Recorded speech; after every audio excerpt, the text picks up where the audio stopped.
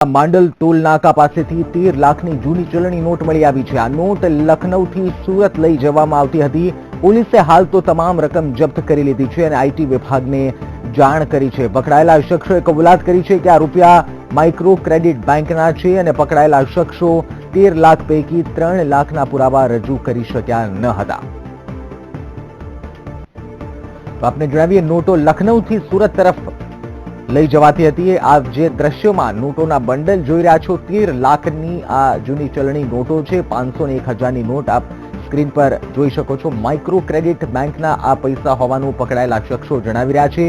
13 લાખની જે નોટ પકડાઈ છે, ઝડપાઈ છે, તેમાંથી 3 લાખની ચલણી નોટના જે આ જૂની નોટો છે તેના પુરાવા રજૂ કરી શક્યા નથી। પોલીસે તમામ રકમ જપ્ત કરી આઈટીને પણ જાણ કરી છે। આ અંગે તપાસ કરવા માટે કારમાંથી આ 13 લાખની રકમ જૂની ચલણી નોટો મળી આવી છે। તાપીથી ધરપકડ કરાઈ છે।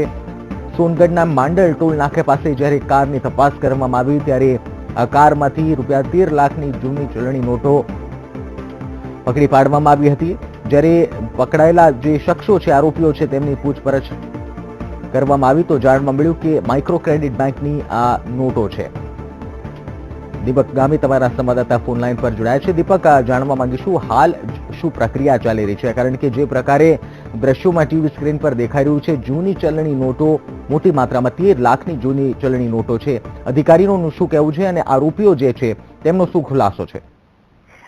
ચોક્કસ ગઈકાલે રાત્રે સોનગઢ તાલુકાના માંડલ ટોલ નાકા પાસે વાહન ચેકિંગ દરમિયાન પોલીસને એક શંકાસ્પદ ઇનોવામાં 13 લાખની જૂની ચલણી નોટો મળી આવી હતી। તે લોકોએ જણાવ્યું હતું, 3 ઇસમે જણાવ્યું હતું કે તેઓ લખનૌથી આ રૂપિયા લઈને સુરત માઇક્રો ક્રેડિટ બેંકમાં જમા કરાવવા જઈ રહ્યો અને હાલ એ લોકો જણાવી રહ્યા હતા। તેમાંથી માત્ર 3 લાખના જ પુરાવા એ લોકો રજૂ કરી શક્યા હતા અને 10 લાખના નહીં કરી શક્યા। એટલે હાલ પોલીસે 3 આરોપીઓને પૂછપરછ માટે આઈટી વિભાગના અધિકારીને જાણ કરી છે અને હાલ આઈટી વિભાગના અધિકારી એમની પૂછપરછ કરીને આગળની કાર્યવાહી કરવામાં આવશે।